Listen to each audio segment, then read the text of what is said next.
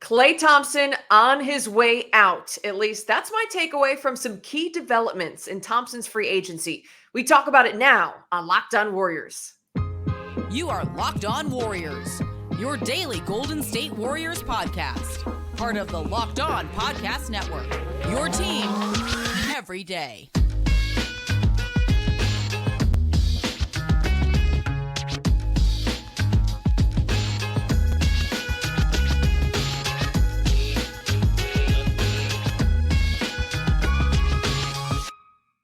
Thanks for making Locked On Warriors your first listen every day. We are free and available wherever you get podcasts and on YouTube, part of the Locked On Podcast Network, your team every day.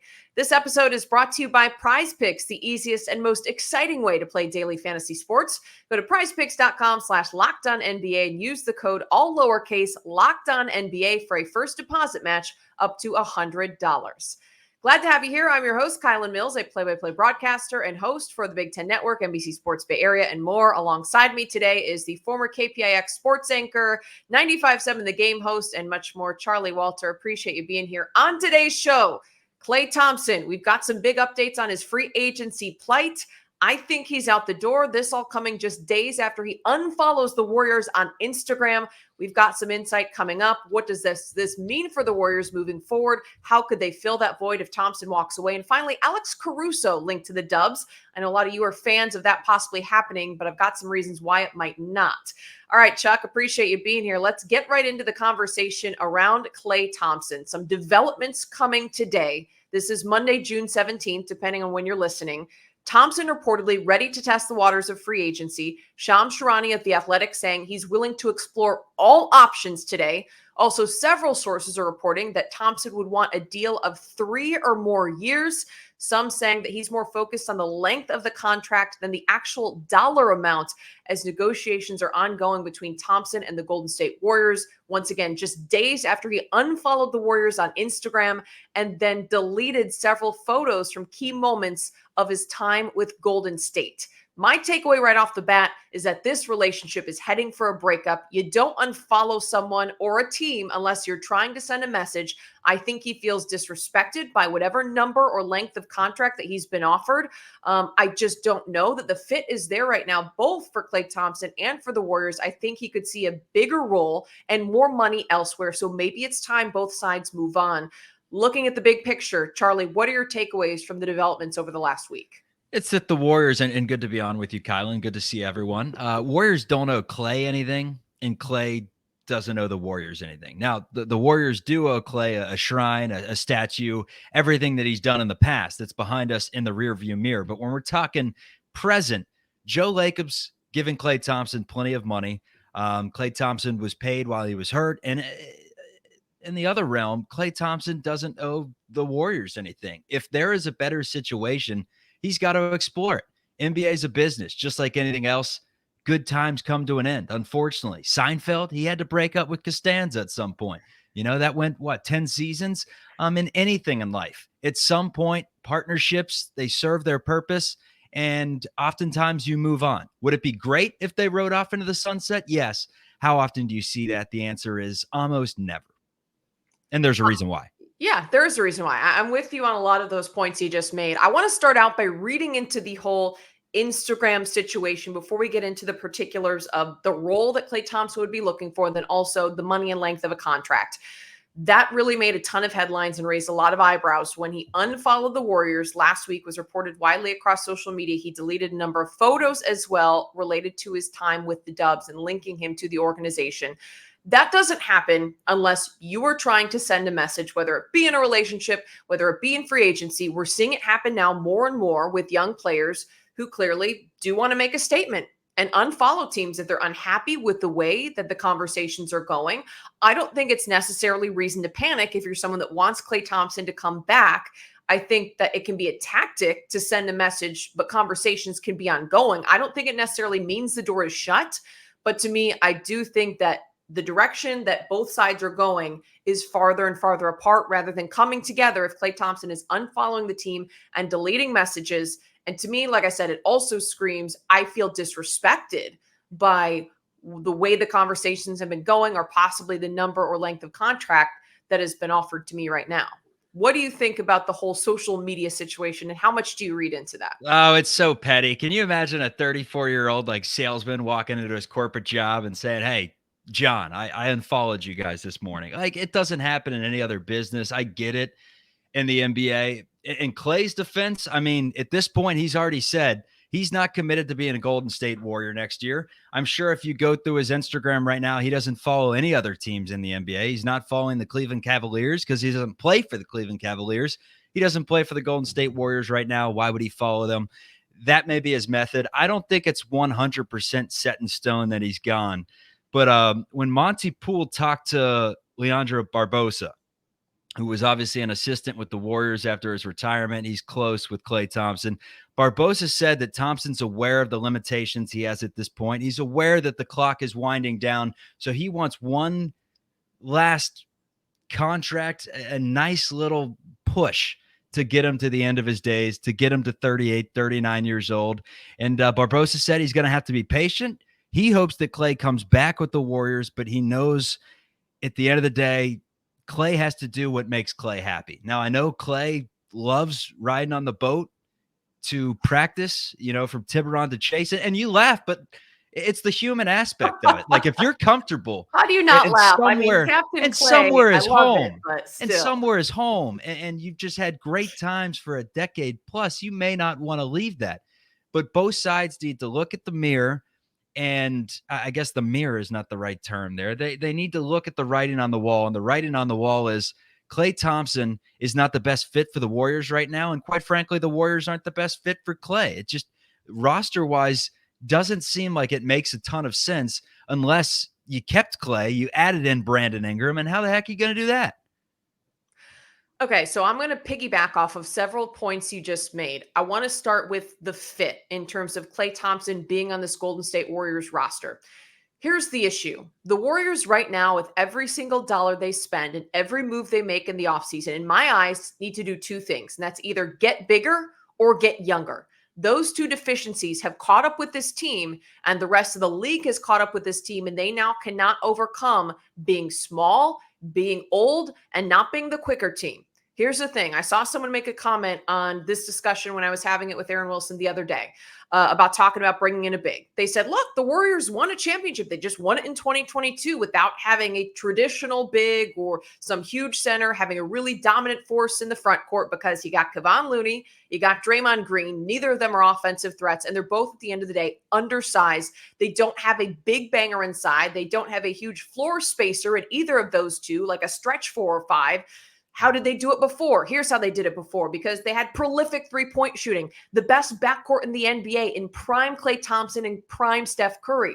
We are beyond prime Klay Thompson at this point. The ball just moved a little quicker, right, Tylen? It just moved a little quicker in the past. Yes, but he has dealt with game-changing injuries. His three-point shooting isn't at that consistent all-star level that it was before. That doesn't make him not a great player, but it's to the point where the three-point shooting isn't there where they can shoot their way out of these other problems.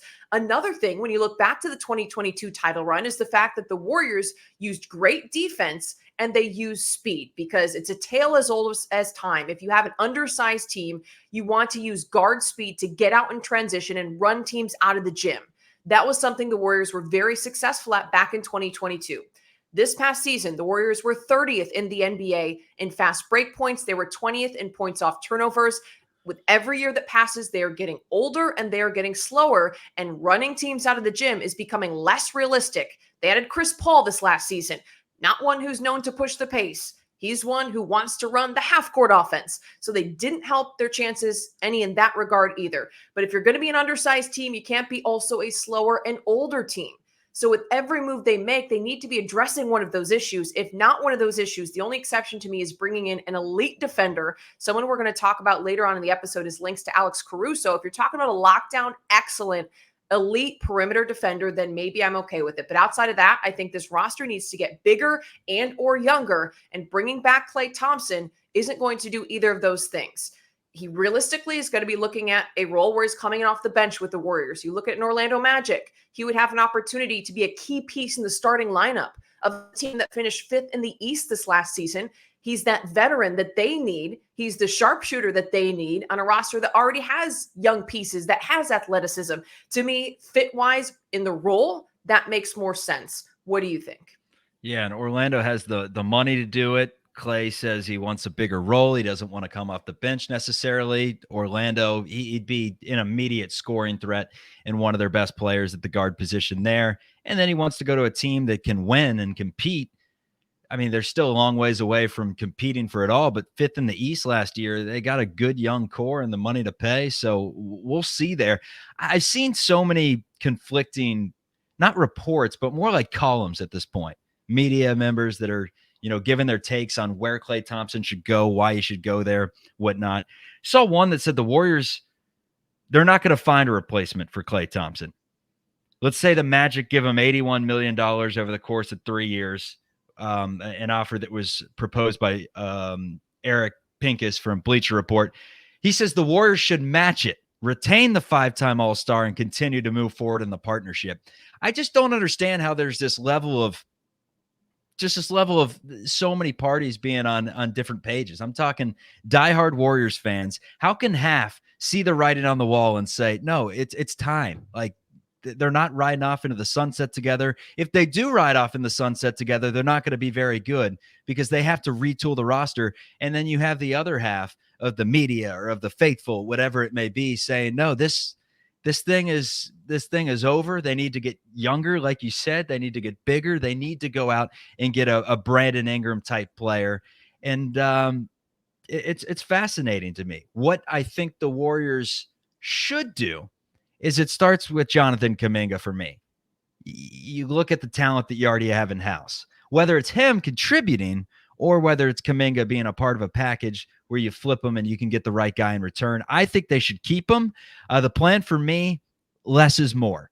Less tread on the tires, less money, less star appeal. Steph Curry is so good that if you surround him with just a solid nucleus, I know we talk about replacing Klay, and there's got to be that 1A or that 1B behind Steph Curry or that 2A, whatever it may be. That doesn't need to happen. You just need to surround him with really good players. If Jonathan Kuminga can be one of those guys, absolutely. The question is, where do you go in free agency? Where do you look for trades? Can Andrew Wiggins step up his play, or is the writing on the wall for him in the Bay Area that he's done? But yeah, get younger, get a little longer. Steph's ticking clock. You got to go all in at this point, and that's why it's tough, because you have to make moves that get this thing bumped up quickly. And when it comes down to it, you don't want to make the mistake of the 2010 Nets where they went after Kevin Garnett and Paul Pierce. You don't want to be the team that's left holding the bag because you waited too long to blow it up. You see it all the time in baseball. A team waits too long instead of shipping players out, and they're bad for a long time. I like the conversation about how do the Warriors fill that void, and let's get into that coming up. It can be so hard for business owners, especially small business owners, to find quality candidates and to find the right people for their jobs, especially since COVID. I know a number of friends that I've talked to say that it's really difficult to find that right match. The perfect place to go if you're trying to make those connections is LinkedIn Jobs. LinkedIn Jobs has the tools to help you find the right professionals for your team faster and for free. LinkedIn isn't just another job board either. They have a vast network of more than 1 billion professionals, which makes it the best place to hire. It gives you access to professionals you can't find anywhere else. LinkedIn does all that while making the process easy and intuitive. Hiring is easy when you have that many quality candidates. So easy, in fact, that 86% of small businesses get a qualified candidate within 24 hours. LinkedIn knows that small businesses are wearing so many hats and might not have the time or resources to hire. LinkedIn is constantly finding ways to make the process easier. They even just launched a feature that helps you write job descriptions, making the process even quicker. 2.5 million small businesses use LinkedIn for hiring.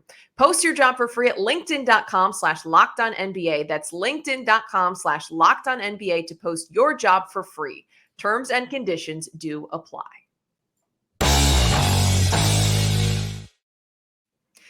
I want to touch on, though, the other part of the Klay Thompson conversation, which is figuring out what's going to be the best fit for both sides money-wise. let's face it, the Warriors have to address the luxury tax problem. The new CBA does not help them all and not help them out at all in that regard. They've been over the luxury tax in 4 of the last 6 seasons. So I think it's easy to jump on Joe Lacob and say, well, why aren't you spending? Why aren't you spending? I saw a lot of fans saying that after the 2022 championship run, when they were frustrated that Otto Porter Jr. walked away, that Gary Payton II walked away for more money. But in reality, there's only so much this front office can do and money that can be spent. And when you look at what Klay Thompson is targeting, you pointed out Monty Poole did some reporting on this. A friend of mine with NBC Sports Bay Area today saying that Klay Thompson wants at least a 3-year deal, if not more. I saw other reports and sources saying that Thompson would want more of a 4-year deal. You look at what the Warriors did last season and bringing in Draymond Green back on a massive 4-year contract. So he may look at this as an insult if he's offered 2 years compared to 4. I mean, look 1 year ago what Draymond Green got. Same age. Also a guy who's on the back 9 of his career. Obviously, they're 2 very different players and bring very different things. But you look at that, those 3 being a part of the core trio for this Warriors team and about the same age. And for him to be offered and for Klay Thompson to not, to me, that may right off the bat just set a bad tone for this team. And you also look at Andrew Wiggins and some of the other guys who've been signed in the last several years getting 4-5-year contracts. To me, that could also immediately start these conversations off on the wrong foot, because I just don't think the Warriors can sign Klay Thompson to 4 years, 5 years. It's just not realistic. Now, Poole did report that something that you also pointed out in talking to Leandro Barbosa is that Thompson is aware he can't get a 5-year max worth $190 million. But at the same time, even a 4-year deal, Klay Thompson being in his mid-30s, trying to keep it under the salary tax and out of the luxury tax, that's going to be a problem for the Warriors. They no doubt would have to cut Kevon Looney, and they would have to cut Chris Paul in order to clear the way, even for Klay to make, $20-30 million a year. They'd have to free up some space to begin with. And then how much money exactly does he want? To me, you look at a team, like I keep saying, in Orlando that has more of that cap space, that has more of the freedom to offer a longer term deal. The 76ers are another team that's been thrown out there, and you got to wait and see what the situation is with Joel Embiid. And I don't know exactly what the dollar amount is they could offer, but still, is there a better fit in terms of a team being able to offer him more money and a longer contract elsewhere? Absolutely. Absolutely. So to both sides, does it make more sense for him to walk away from a money perspective? Stephen A thinks he should be walking away for the Knicks. He made that known about 19 times during his 3-minute monologue. He just kept sneaking in there. You know what? Stephen A has got a mind of his own. He kept sneaking in there. He's like, New York, right? New entertainment. York. No, Philly doesn't make sense. He should go to New York. Here's what I would do. If I got the GM tag, I probably wouldn't last long, but here's what I do. After seeing what the Warriors did last year, bringing in Chris Paul, I didn't really see how that was going to work. I would do as such. I'd go out. I would not bring back Klay Thompson. I just think that it's not even the money at this point. It's just the old saying is in life, if it's not broken, don't fix it. And it wasn't broken, so the Warriors didn't fix it. They won a championship, and then they tried to run it back. It didn't work, but they were pretty good basketball team, so they ran it back again. It's clearly not working at this point, and that's the old saying. What's the definition of insanity? It's doing the same thing over and over and expecting different results. The Warriors don't have the capabilities, to my understanding, to go out and get other players that would protect this nucleus and allow them to strive for 5. So what I would do is I'd go out. I would accept the fact that Trayce Jackson-Davis, you're banking on him making steps this year. You're banking on Jonathan Kuminga making huge steps. You hope that you can package together whether, it is a sign and trade with Klay Thompson, or whether it is, trading Andrew Wiggins and draft picks in the future, whatever it may be. I would say Brandon Ingram would be top of the wish list. I've already mentioned it like 4 times this show because I'm salivating like one of Ivan Pavlov's dogs thinking about him with Steph Curry, Trayce Jackson-Davis, those two together, so much length. He can handle the ball. He can shoot it. Makes sense as an elite number 2 scorer. And then I'd go out and try to spend the money that you do have on Gary Trent Jr. I think he's a hard-nosed shooting guard. Doesn't play the same way as Klay Thompson, but could he replace him in that role and turn the Warriors into a more defensive-oriented team? Maybe so. Shoots at 38% from three-point range. just a good player. I think he's someone that's averaged 14 points throughout his career. He's only 25 years of age, has played for the Blazers, has played for the Raptors, and he's a free agent. You can go out there, you can get him for an affordable price, and Gary Trent Jr. can be a piece to the puzzle, along with Jonathan Kuminga, along with Trace Jackson Davis, and then hopefully Brandon Ingram. Because if the Warriors do want to be complete title contenders, something has to happen, whether it's they go out and spend the money or just guys that are already in the system, a Podziemski, they have to make incredible strides like a Jordan Poole did just a couple of years ago. Because take Jordan Poole away from the equation, Warriors aren't winning that championship. And who heading into that season thought that Jordan Poole was going to play any role? Maybe a role, but that maybe kind of role. Yes, a role, but that role, no. I was smirking a little bit. For those of you who are listening, not watching, I was smirking a little bit when you brought up Brandon Ingram, because I did talk about him extensively in an episode last week, and I like him as a free agent. But sources came out today, actually, saying that Brandon Ingram wants an average of $52 million annually. And that's what him and the New Orleans Pelicans are in odds about, is the dollar amount.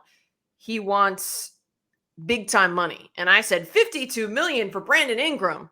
Tweeted that out. A couple people were like, hey, salary cap or salaries are money don't make money. Explode. Contracts are going to continue to explode. That's the new market value. I personally still don't think Brandon Ingram's worth that. You just saw how he played in the postseason. I think he's very, very deficient defensively and spotty with effort. I don't know that I would pay $52 million a year for a Brandon Ingram. To me, one of the reasons why I liked him as a target is because I thought he'd be available at more of a reasonable price that was feasible for the Warriors. So no, he's a star. A little on that, but we can get more into it. Are you watching Fox Sports or ESPN on your TV all day? Have to turn down the volume with all that shouting?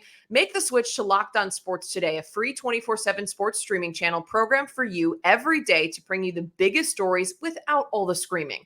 Locked On Sports Today brings you can't-miss analysis, opinions, and news, streaming 24/7 on YouTube or the free Amazon Fire TV channels app, part of the Locked On Podcast Network, your team every day.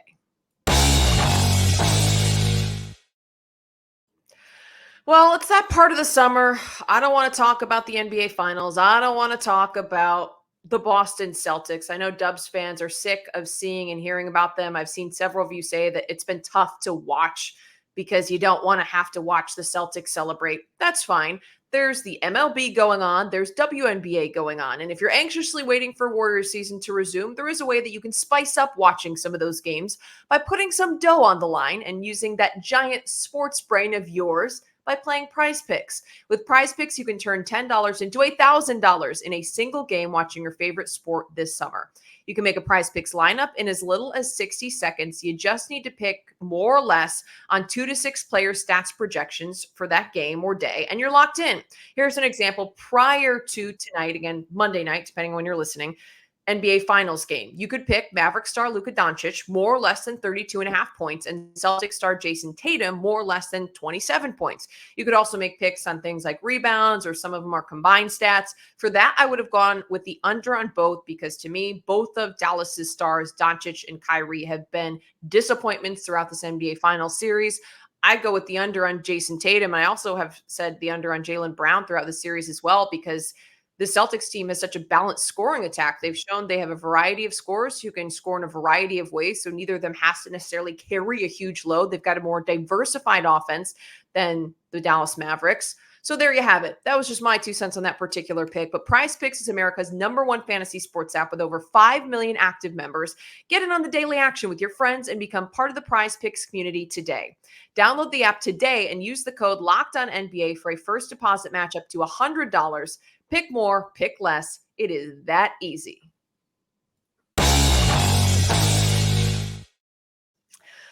Okay, so let's move on to a hypothetical. Can I chime in real quick, Kyle? Oh, no. Okay. What do you want to chime in about? One other thing.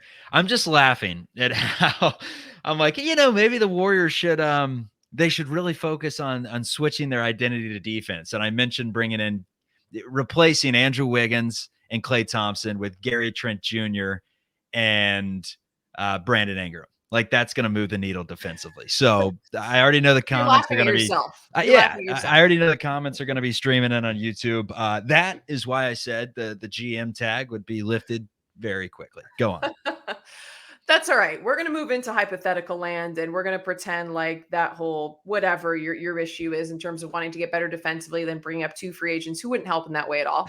We're going to pretend that didn't happen. And we're going to talk about what the Warriors' plan could be moving forward if Klay Thompson does move on.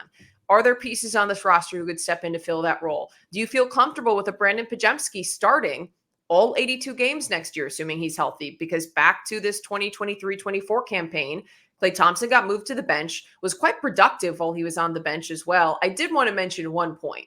Klay Thompson got better as the season went on, and I do also want to give him one more shout out because like below average and not Klay Thompson at his best or, pre-injury are still pretty great numbers. So post All-Star break, he averaged just under 19 points per game, shot 45.5% right about from the field and over 41% from three-point range. He got better as the season went on, shot 95% from the free throw line, brought in about 3 boards, about 2.5 assists, and just under 1 steal per game. But overall, his numbers got better after the All-Star break. So he did get better as the season went on. And at the end of the day, like those are numbers of someone who can help a team somewhere. I just think based on the Warriors' needs right now, it's not this team at this moment. Okay, so let's say he moves on. Brandon Pajemski started for him. Rookie last year, coming into his second season. Is he realistically a reliable 2-guard starter on a contender or a championship caliber team? My opinion is no. This may be a hot take. I like Brandon Pajemski. I like the way that he somehow gets rebounds, led the team in rebounds multiple months through 2024. I think that he's good potential to be a facilitator. I like the way he can handle the ball and get Steph off ball some. So that was really why he came in. And I say a 2-guard, but you can mix and match with Steph where Steph is off ball, which benefits him and his ability to get open. So he can handle the rock. I think he's a pretty good playmaker. I love the effort and the energy that he brings, has room to improve defensively, but is a solid defender. And I think coming in as a rookie made more of an impact than I was expecting. I don't think that he is a starter on a championship caliber team. I don't know if that's a hot take or not. What do you think?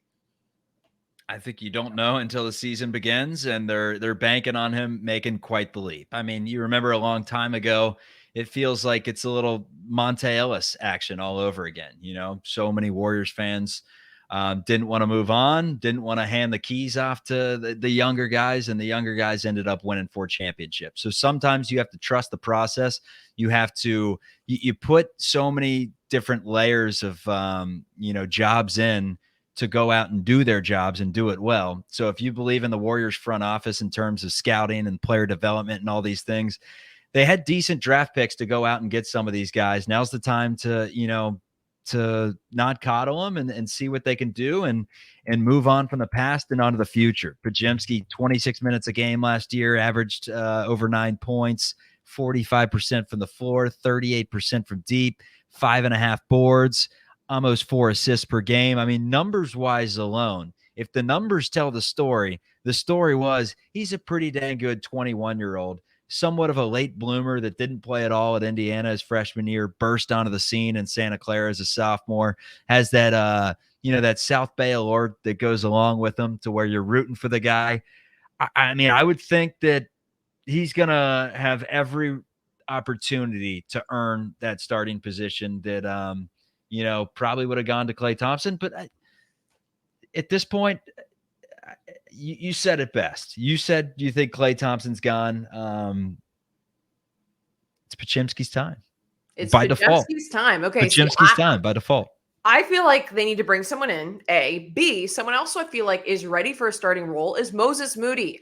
I have been on the Moses Moody train for the last several years. I do not think he got nearly enough opportunities this past season. That's one of my biggest frustrations is Steve Kerr not giving the young guys enough of a leash and enough of a run to where they can really develop and come into their own. Stay ready. Moody has shown that he has the polish when he comes into games. Even after he hasn't played for a long time, he's still able to impact the games positively. I think he has the potential to be a 3-and-D type of guy. Like, I think his defense has gotten better. I've seen some mixed reviews. Some fans feel like based on the eye test that he wasn't good, but I think defensively he got a lot better.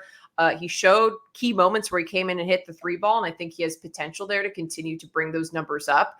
And then I think Jonathan Kuminga has to be an everyday starter, but I could see Moody stepping into a key role for this team. I like Podziemski. I still see a little bit of immaturity, but I still think they need to sign and bring in another piece. I would like to see them bring in a big. I think we need to get bigger. I wouldn't mind a center. I wouldn't mind a big stretch 4. But I also would like to see them bring in another piece and a new starter to the backcourt. We'll look at some names as the weeks wear on and free agency really ramps up and the trade talks ramp up, because I want to kind of hone in on some of the different options. A lot of rumors still swirling around because it's officially, not open yet. But I do think they need to bring some more pieces in. Last conversation for you is Alex Caruso of the Chicago Bulls linked to the Golden State Warriors. Report came out today from a host with CHGO, Will Gottlieb, saying that the Warriors made a strong pursuit for Alex Caruso, and the front office of the Bulls said no, they declined the option, but the Warriors aggressively went after him. I like bringing in a player like an Alex Caruso. I like bringing in a lockdown perimeter defender when the Warriors desperately need defense. So that's the only way that I'm okay with not bringing in size or not bringing in a younger player or a sharpshooter. Like, I do think there's a value to bringing in an Alex Caruso type who can be a lockdown defender, a comp to a Dante DiVincenzo. There are some similarities between their game. I know a lot of Warriors fans were disappointed to see him go. You liked his game. If you liked what he could do, could hit a couple of key threes, not a high volume 3-point shooter, but good enough. Great defender, good energy guy. Again, kind of like a Podziemski, where despite being a guard, seems to have, a magnet in his hands in terms of grabbing rebounds and things like that, but can do a lot of the extra stuff and a lot of the dirty work that you need done. I wouldn't mind seeing an Alex Caruso type. Now, we know that the Bulls front office, for whatever reason, I can't, as someone who grew up sure, I don't understand what the game plan is over there. They don't want to let him go because they're still thinking they're contending now, but talk about needing to move on. They need to move on. But what about bringing in an Alex Caruso type? I've been stewing on this for about 2.5 minutes there. I wholeheartedly disagree with you. That Moses Moody is a better option than Brandon Podziemski moving forward. I just think Podziemski has, I think he's got that it factor. I don't know what it is about him. Mm-hmm. I think he's got something to him. I think Moses Moody, to me, in that draft a few years back, was like one of the highest floors and lowest ceilings type players. I saw him and I'm like, I don't think he's ever going to be a star. I think he's going to be able to play from day one. Both of those things have come true thus far. I think Podziemski has some star potential to him. You got to ride it out. As for Caruso, who do the Warriors go after? That's a player like him. I mentioned Gary. I don't know that we don't I mentioned Gary Trent Jr. I was just saying, do you like bringing in a piece like that? Because, we can look and research some comps all day. Okay. A 6'5" guard. Do I like bringing in a 6'5" guard like Caruso? Yes. That's why I mentioned Gary Trent Jr. Someone like that. I think he could help you out. The question's going to be just bringing in Gary Trent Jr. and swapping him out with Klay Thompson. You're going to regress. You're not going to be a better team because of that. Or you're going to stay the same. So it's going to require many moves this offseason. I'm glad I'm not the general manager. That's all I got to say. Well, you know what? I wish I was, because I would get this Warriors team back to glory. I feel confident in my takes. Charlie, thanks so much for being on the show. Appreciate the time and your insight after following the team, covering the team, traveling to the NBA Finals in Boston, and now seeing exactly what will happen. Will the Warriors move into another era of Warriors basketball? Thanks to everyone for listening. Want to mention we've got some great shows coming up this week. Kevin Dan is going to be joining me. I've got a special guest from within the Locked On Network joining me, and we're going to do an entire show on a projected or suggested trade for an all-star who's in the league right now that I think could help the Warriors. And I also want to hear from you. If there are any free agent targets, trade targets that you want the Warriors to look at, drop it in the comments, because I want to do some shows where we really deep dive into some of these different options. And I'll break down, how realistic is it? What are the numbers? What is the play style? What's the fit? Like, let's start diving into the specifics and the particulars as this all heats up leading into the end of June. So drop a comment. Let me know like who you want to see a real breakdown of. And we're going to keep doing that on the show here moving forward the next couple weeks. Appreciate all the support. Locked On has launched the first ever national sports 24/7 streaming channel on YouTube. And now it's also available on Amazon Fire TV and the free Fire TV channels app. Locked On Sports Today is here for you 24/7, covering the top sports stories of the day with the local experts of the Locked On Podcast Network, plus our national shows covering every single league. Find Locked On Sports Today, now available on the free Fire TV channels app. Thanks so much for joining us. Also, airing of the grievances is going to happen this week. Some of y'all left some great comments. We're going to cover the big grievances you have with the Warriors and give you analytical takes, all the best stuff later on this week. Thanks so much for hanging here on Locked On Warriors, and we will see you next time. Sharpie, Brandon Pachemski. Put it in ink.